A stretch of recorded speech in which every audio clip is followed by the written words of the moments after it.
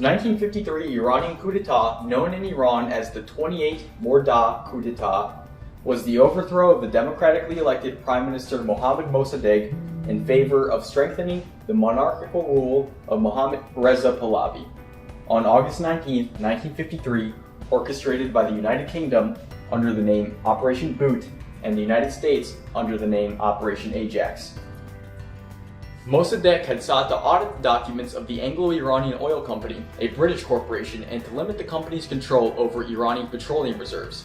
Upon the refusal of the AIOC to cooperate with the Iranian government, the parliament voted to nationalize Iran's oil industry and to expel foreign corporate representatives from the country. After this vote, Britain instigated a worldwide boycott of Iranian oil to pressure Iran economically. Initially, Britain mobilized its military to seize control of the British-built AwakenedAnon oil refinery, then the world's largest. But Prime Minister Clement Attlee opted instead to tighten the economic boycott, while using Iranian agents to undermine Mossadegh's government. Winston Churchill and the Eisenhower administration decided to overthrow Iran's government, though the predecessor Truman administration had opposed the coup, fearing the precedent that CIA involvement would set. Classified documents showed that British intelligence officials played a pivotal role in initiating and planning the coup, and that the AIOC contributed $25,000 towards the expense of bribing officials.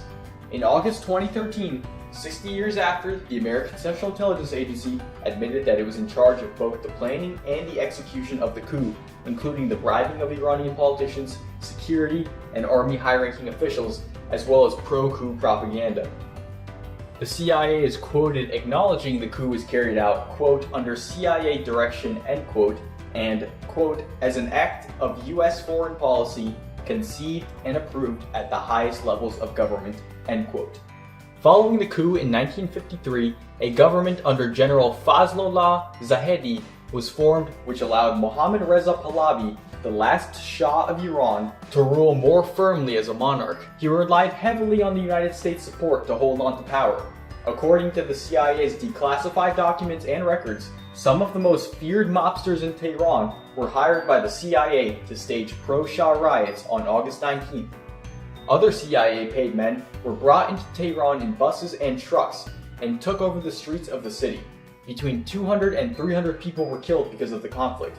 Mossadegh was arrested, tried, and convicted of treason by the Shah's military court.